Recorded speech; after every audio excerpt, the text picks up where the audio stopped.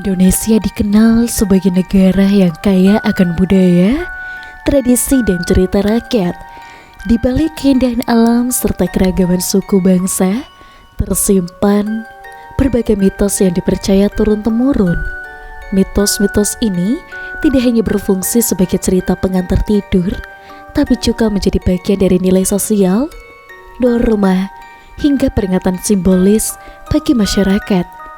Berikut 7 mitos paling terkenal di Indonesia yang masih hidup hingga sekarang. Yang pertama, Nyi Roro Kidul, penguasa Laut Selatan.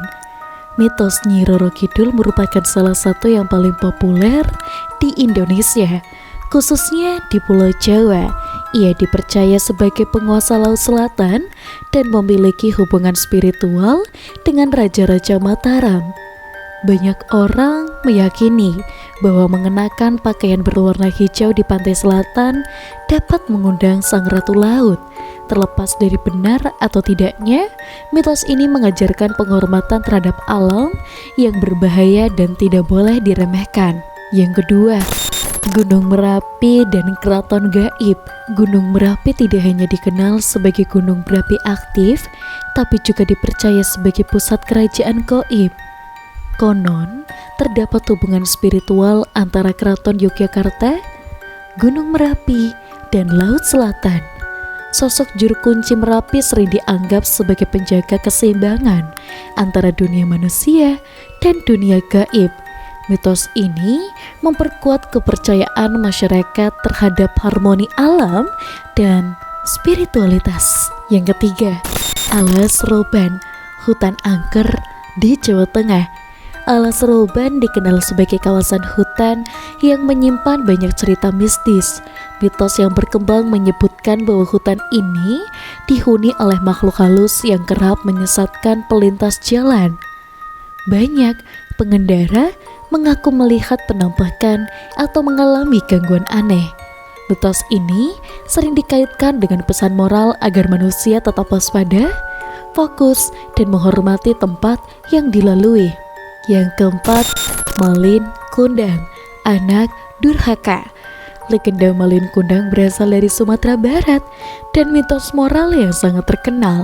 Cerita tentang anak durhaka kepada ibunya hingga dikutuk menjadi batu dipercaya benar-benar terjadi.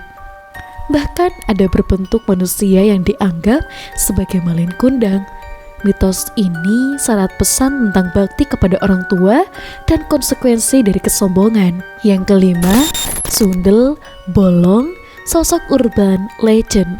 Sundel Bolong merupakan mitos hantu perempuan yang sangat dikenal di Indonesia. Digambarkan sebagai wanita cantik dengan lubang besar di punggungnya. Sosok ini sering dikaitkan dengan kisah tragis dan ketidakadilan. Mitos yang berkembang luas di perkotaan dan pedesaan menjadi bagian dari cerita horor yang bertahan lintas generasi. Yang keenam, larangan keluar rumah saat maghrib. Mitos ini hampir dikenal di seluruh Indonesia. Anak-anak sering dilarang bermain di luar rumah saat waktu maghrib karena dipercaya banyak makhluk halus berkeliaran.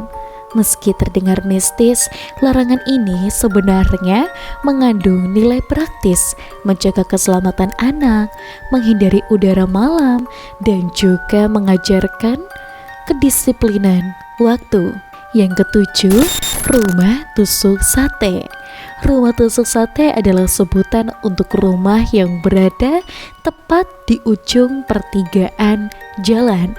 Banyak orang percaya rumah di sini memang tidak sedikit yang memang memiliki energi negatif.